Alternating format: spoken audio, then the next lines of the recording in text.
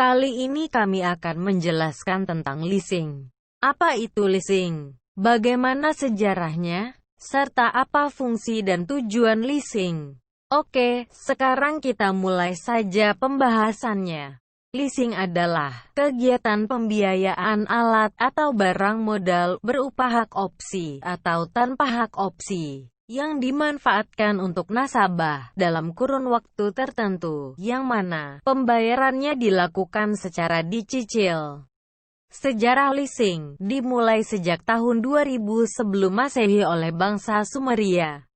Pada saat itu, dokumen leasing dibuat manual dari tanah liat dengan tujuan untuk mencatat berbagai bukti leasing yang meliput peralatan tanah, hak guna tanah dan air, serta hewan ternak. Bangsa Nippur yang berada di wilayah Tenggara Babilonia mulai mengembangkan lembaga perbankan dan leasing pada tahun 400 sebelum Masehi.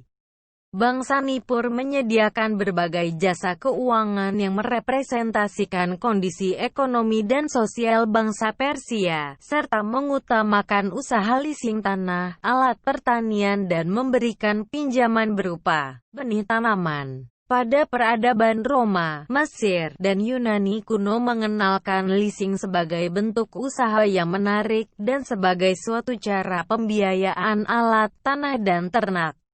Di zaman modern, leasing diperkenalkan oleh Tom M. Clark di Amerika pada tahun 1850, yaitu ketika pertama kali ia menyewa kereta api.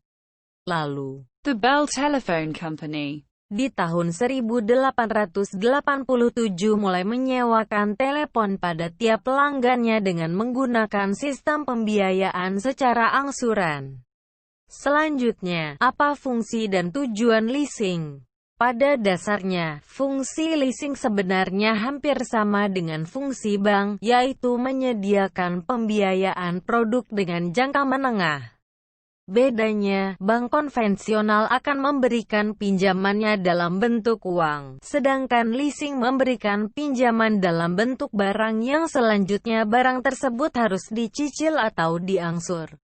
Dengan tujuan memberikan kemudahan untuk masyarakat dalam memiliki barang modal.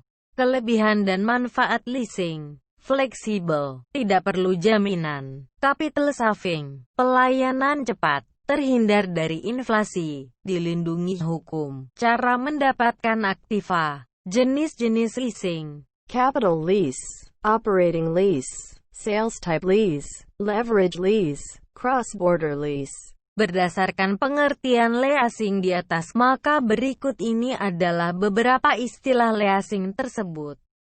Lease, lessee, lessora, lease term, residuca value.